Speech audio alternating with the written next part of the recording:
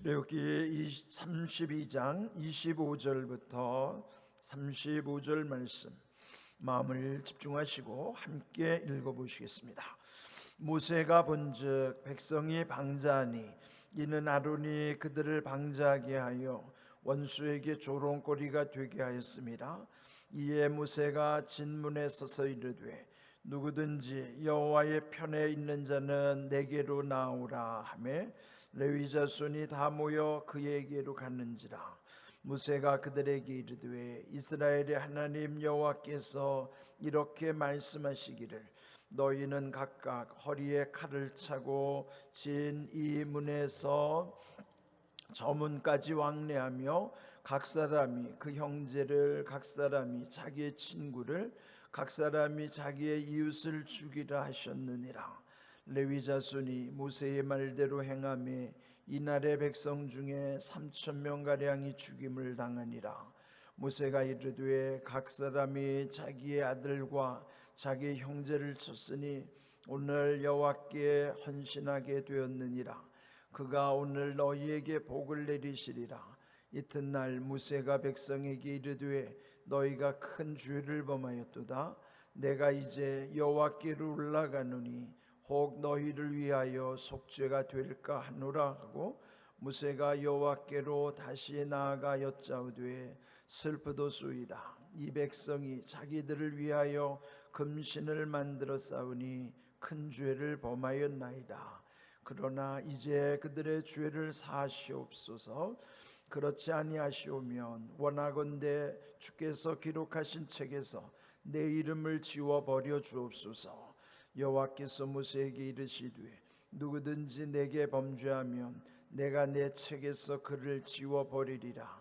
이제 가서 내가 네게 말한 곳으로 백성을 인도하라. 내 사자가 네 앞서 가리라. 그러나 내가 보응할 날에는 그들의 죄를 보응하리라. 여호와께서 백성을 치시니 이는 그들이 아론이 만든 바 그 송아지를 만들었음이더라. 아멘. 출애굽기 32장 끝부분에 이르렀습니다. 이 출애굽기 전체 40장 중에서 이 32장은 참 슬픈 그런 기록이죠. 여기 하나님께 죄를 짓는다는 것, 특별히 우상 숭배로 인한 그 결과가 얼마나 참담한 것인가, 이런 말씀에 대한 것을 또 후대에도 경각심을 주시기 위해서 이렇게 기록을 하고 있는 것이죠.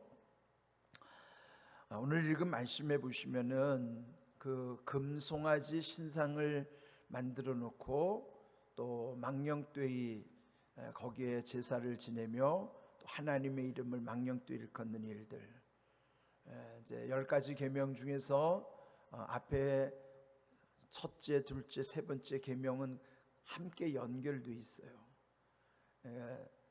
그러니까 그 세 가지 계명, 나 외 다른 신을 섬기지 말라, 우상을 숭배하지 말라, 또 여호와 이름을 망령되이 일컫지 말라. 그 하나만 어기면 세 개가 다 연결되기 때문에 물론 그 죄의 경중이라는 게 있잖아요. 작은 죄도 있지만 정말 씻을 수 없는 큰 죄도 있는 거예요. 그 중에서 정말 우리가 심각하게 생각해야 되는 것은 하나님과 관련된 이런 우상 숭배 요인은 정말 엄중한 것입니다. 오늘 이 말씀에도 보면 그 백성이 그와 같은 죄를 지은 까닭을 여기 25절 보면은 모세가 본즉 백성이 방자하니 또 아론이 그들을 방자하게 하여 원수에게 조롱거리가 되게 하였습니다. 문제는 그 백성의 방자함이라 하는 것이죠. 방자하다는 의미는 자기 멋대로 산다는 거예요. 제 멋대로, 또 어떤 기강도 없이 해이해진 상태, 또 거친 상태, 그러니까 자기 고집대로 자기 멋대로 하나님과 상관없이 살아가는 모습이 방자한다 하는 것입니다. 그들의 방자함 때문에 결국은 이런 우상 숭배에 빠지게 된 것이지만 그 결과로서는 원수들에게도 조롱거리가 되었다 하는 거예요. 여러분, 하나님 백성이 하나님 알지 못하는 사람들에게 손가락질 당하고 조롱거리가 된다는 것이 그 정말 얼마나 불명예스러운 일입니까? 요즘 특별히 세상과 우리 교회와의 관계에서 그런 현상들이 적지 않은 것 같아요. 그래서 정말 이런 모습 속에서 우리 자신을 심각하게 돌아봐야 돼요. 여러분, 얼마 전에 돌아가신 조용기 목사님, 그분이 우리 교회에 미친 영향이 참 크죠. 아마 한국 교회 역사에서도 그분이 남긴 족적이 정말 대단할 거예요. 그렇지만 사람이 완전하지 못하기 때문에 다 공이 있으면 과도 있는 거예요. 그런데 세상 사람들은 그분의 죽음에 대해서 얼마나 저주스러운 댓글들을 달아놓는지, 이제 그런 모습을 보면서 이 시대가 얼마나 악한가. 그러면서 또 한편으로는 왜 저들이 저렇게 할까. 이런 두 가지를 다 생각해야 되는 거예요. 그 전 세대에 보면 한경직 목사님 세대에는 참 존경받는 세대였는데 왜 그 한 세대 지난 다음에 저희 세대로 말하면 왜 우리 아버지 세대의 목사님들은 왜 저렇게 또 이 한국교회 큰 역할을 하셨음에도 또 이렇게 조롱거리가 되고 있을까? 그러면서 지금 이 현재를 담당하고 있는 우리의 이 현재 목회자들이 참 여러 가지로 마음이 무겁고 아픕니다. 그래서 오늘 이 모습 속에 우리 자신들이 다시 한번 이 말씀 앞에 비추어 볼 때에 무엇이 문제인가? 방자함, 즉 우리 마음대로 하려고 하는 것, 하나님의 은혜와 하나님의 뜻으로부터 어긋나 있을 때 우리는 조롱거리가 될 수밖에 없다 하는 것도 또한 심각히 생각을 해야만 하는 것이죠. 그런데 왜 방자한가? 그 원인은 잠언 29장 18절에 보시면요, 묵시가 없음으로 인하여 백성이 방자에 행하게 되는 것이다. 그러니까 묵시라는 것은 말씀 그 자체죠. 하나님의 말씀의 영이 우리 가운데 충만하지 않으면 그러면 우리는 방자해질 수밖에 없어요. 우리 안에는 그냥 텅 빈 상태로 존재할 수 없기 때문에 말씀으로 채워지지 않으면 그 무엇인가를 거기가 대신 차게 되는데 그때 나타나는 현상이 방자한 현상들이에요. 그래서 우리는 이런 것 정말 조심해야 된다 하는 것이죠. 이런 결과 후에 이 끔찍한 일이 일어나는 것을 대개 이제 후과라고 그러잖아요. 후과. 이런 후과에 대해서 이 모세가 단호하게 이제 조치를 취하는 것입니다.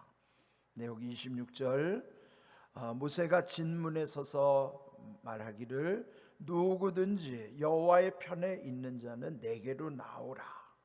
여기서 결단을 촉구하는 거예요. 누구든지 하나님 편에 있는 자는 그 모세에게로 나오라는 것이죠. 그는 각자의 결단에 달려 있는 것이죠. 그런데 여기 보면 레위 자손들만 모세에게로 오는 거예요. 그래서 결국 모세가 하나님의 명을 받들어서 그들에게 칼을 차게 하고 진문 이쪽에서부터 그 저 문까지, 그러니까 그 진 가운데에 참상이 벌어지게 되는 거예요. 각 사람이 그 칼을 찬 레위 지파의 사람들이 그 형제를, 친구들을, 이웃들을 죽여야만 하는 현상. 그럼 아무나 죽이겠어요? 그 안에도 보면 또 이런 어떤 배교자들을, 그 믿음을 저버린 배교자들을 처단하는, 정치적으로 말하면 숙청을 하는 거예요. 참하는 거예요. 다 죽여버리는 거예요. 그런데 아무나 죽이는 건 아니겠죠. 그런 경중에 따라서 숙청 대상들을 다 제거하는 거예요. 그 인원이 무려 3,000명이 되었다는, 3,000명 가량 되었다는 거예요. 예? 얼마나 끔찍한 일이 벌어진 거예요. 이게 우상 숭배 결과로 인하여 이런 배교자들을 처단하는 끔찍한 일도 그 가운데서 벌어지게 된 거예요. 근데 그는 모세가 즉흥적으로 한 것이 아니라 하나님의 명을 받들어서 그와 같이 과감하게 싹을 다 잘라내는 거예요. 이거 보면 하나님의 공의가 얼마나 준엄하신가. 그래서 우리는 죄 앞에 우리 자신이 두려워해야 되는 거예요. 죄를 심상히 여기면 안 되죠. 특별히 이런 우상 숭배와 관련된 것은 우리가 아주 심각하게 여겨야만 하는 것입니다. 그런 끔찍한 일이 벌어지게 되면서 그 죄를 처단한 후 29절 모세는 또 말하기를 오늘 이렇게 한 다음에 오늘 여호와께 헌신하게 되었느니라 그가 오늘 너희에게 복을 내리시리라. 이런 죄의 싹을 근원을 잘라낸 다음에 다시 헌신과 함께 하나님이 복을 주시겠다고 하는 것을 선언하는 것이죠. 그렇다고 해서 이것이 다 끝난 것이 아니라 30절에 보면은 그 큰 죄를 사함받기 위해서 모세는 다시 여호와께 올라가노라. 큰 죄를 사함받기 위하여 그 속죄를 위하여 하나님께로 또 다시 모세가 올라가는 것입니다. 그러면서 하나님 앞에 그가 또 부르짖죠. 31절 여호와께로 다시 나아가 여짜오되 슬프도소이다. 이 백성이 자기들을 위하여 금신을 만들어 싸우니 큰 죄를 범하였나이다.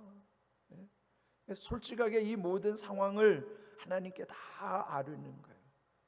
물론 그 3,000명 이상 죽은 그 참상 그걸로 지금 이 문제가 다 해결될 게 아니라 죄를 다 함께 공동으로 졌잖아요. 공범이에요, 공범. 적극적으로 죄를 지은 사람들을 처단했다 하더라도 함께 거기에 놀아난 것, 그건 공범이죠. 역시 죄인인 거예요. 물론 그 죄의 경중이 있을지라도 다 죄인인 건 어쩔 수 없는 것이죠. 그래서 하나님 앞에 참회하면서 32절 그러나 이제 그들의 죄를 사하시옵소서. 그렇지 아니하시오면 이 백성의 죄를 용서해 주시지 않는다면 원합옵건대 주님 하나님께서 기록하신 책에서 내 이름을 지워버려 주시옵소서. 얼마나 단호한 거예요. 이 백성을 용서해 주시지 않으시려면 차라리 제 이름을 그 하나님이 기록하신 책에서 제 이름을 빼달라. 그 생명책에서 제 이름을 아예 빼주십시오. 그건 뭐예요? 그 백성과 함께 나도 저주를 당하겠습니다. 이게 지도자의 마음이에요. 결국 이 모세는 장차 오실 예수님을 미리 그 예수님에 대한 것을 드러내 주시는 부분이거든요. 결국은 십자가라는 것은 예수님이 저주 받으셨기 때문에, 그리고 예수님이 죽으셨기 때문에 우리가 살아난 것처럼 모세는 자기 이름을 빼달라고, 나를 저주해달라고 그런 것과 마찬가지로 예수님은 정말 저주를 당하심으로써 우리를 살리신 거예요. 이 말씀이 메시아를 예표하는 그런 표현이기도 한 것이죠. 그렇게 해서 결국 33절에 말씀하시기를 누구든지 내게 범죄하면 내가 내 책에서 지워버릴 것이다. 여러분, 이 죄라고 하는 건 우리가 뭐 그냥 사소히 짓는 죄가 아니라 근본적인 죄예요. 이게 구원의 유무를 판정하는 죄라고. 이게 우리의 구원과 관련된 것, 이 죄에 대해서 하나님은 단호하신 거예요. 하나님 믿지 않는 죄, 그 불신앙 가운데 그런 범죄를 하나님은 그대로 두지 않으시는 거예요. 그 이름을 그 책에서 지워버리실 것이다. 아주 엄중하게 말씀하시는 거예요. 하나님은 죄를 방치하지 않으시는 거예요. 하나님 우리 죄를 그대로 두신 게 아니라 예수님의 십자가 속에서 우리 죄를 다 용서해 주신 것이지 죄를 그대로 두시는 게 아니에요. 그래서 우리는 늘 죄에 대해서 심각하게 생각해야 되는 거예요. 이런 엄중한 일들이 그 백성 가운데 있었지만은 오늘 우리는 이미 십자가에서 구원받은 하나님의 거룩한 백성답게 우리는 늘 이들과 같이 그런 죄를 또다시 반복하는 것이 아니라 우리 안에 이런 우상적인 요소가 있다면 그런 걸 철저하게 늘 점검하는 거예요. 네, 여러분이 이제 명절을 앞두고 가정에 이런 제사 문제 놓고도 심각하게 또 갈등하는 가정들이 있을 수 있어요. 그런데 이 제사의 문제가 정말 그 조상신을 섬기는 우상의 숭배 차원이라면 그건 단호하게 안 하는 게 좋죠. 그래, 여러분이 이런 모든 것이 하나님과의 관계 속에서 여러분이 판단하셔야 돼요. 과연 이것이 하나님이 기뻐하시는 것인가? 여러분이 늘 기억하시면서 우리에게 제일 중요한 것은 하나님이 기뻐하시는 일에 우리의 모든 삶의 초점이 맞춰져야 한다는 것이요. 하나님과의 관계의 그 근본에서부터 모든 게 다 연결되어 있잖아요. 이와 같이 거룩함으로 우리 모두가 또 하나님 앞에 온전한 믿음으로 세워질 수 있도록 오늘 주신 것, 우리의 방자함이 세상의 조롱거리가 될 수 있다는 것 기억하시고, 방자하지 않으려면 항상 말씀의 영으로 우리의 심령이 충만해야만, 그래야 방자에 행하지 않는 것입니다. 여러분이 늘 말씀에 충만한 은혜 가운데서 거룩함의 능력으로 온전해지기를 주님의 이름으로 축복합니다. 아멘.